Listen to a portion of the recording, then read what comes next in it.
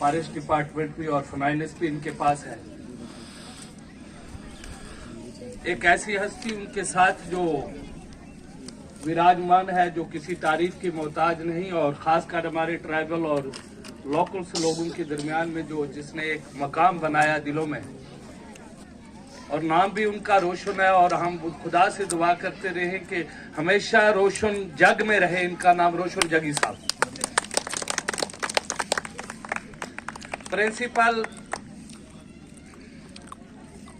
हमारे wild life के यहाँ पे दरमियान में, और जितने सीनियर ऑफिसर्स हजरात हैं, क्योंकि वक्त की कमी है, आज हमारा जुम्मा है और हमने जुम्मा भी पढ़ना है। इस वजह से हम चाहते हैं कि 2 बजे से पहले प्रोग्राम हो और कम से कम हम इस समय में इसको खत्म करना चाहते हैं।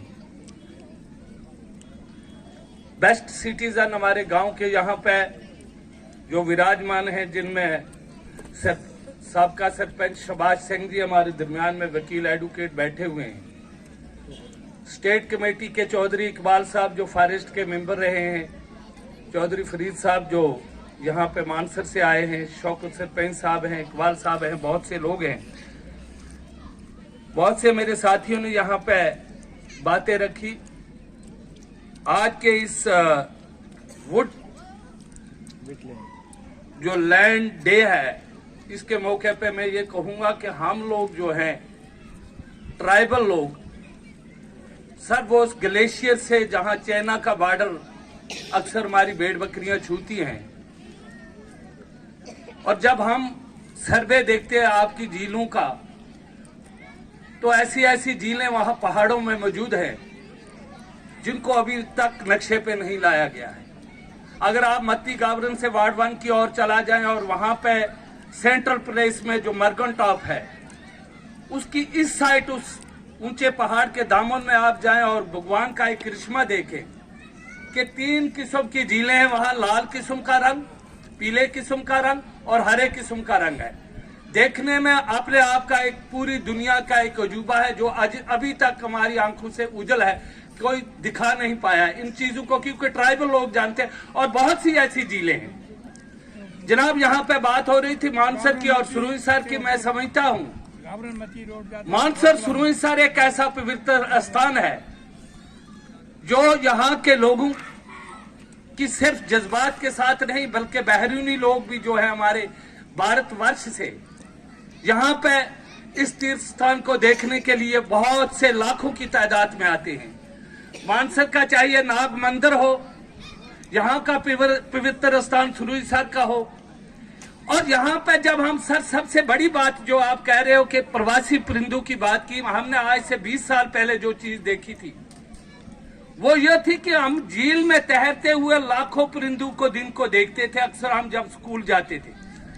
और आज हमारी नजर पड़ती है तो हमें कोई परिंदा न मानसर में और न सुरुईसर में नजर आता है। कारण 2 हैं।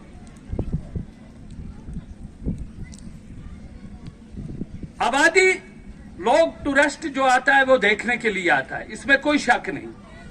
आप अगर चारों सराउंडिंग एरिया में चला जाए, सरपंच साहिबान यहाँ पे बात कर रहे थे, पवित्र स्थान को साफ रखना हम सब की जिम्मेवारी है।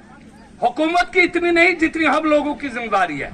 सीधी बात है। मैंने बहुत से काफी लोगों से वहां पे बात हुई। मैं मानसर में रहता हूं, मैं देखता भी हूं। जब सर किसी को पेशाब आता है, बाहर से जो लोग आते हैं, टूरिज्म वालों की मैं बात करता हूं,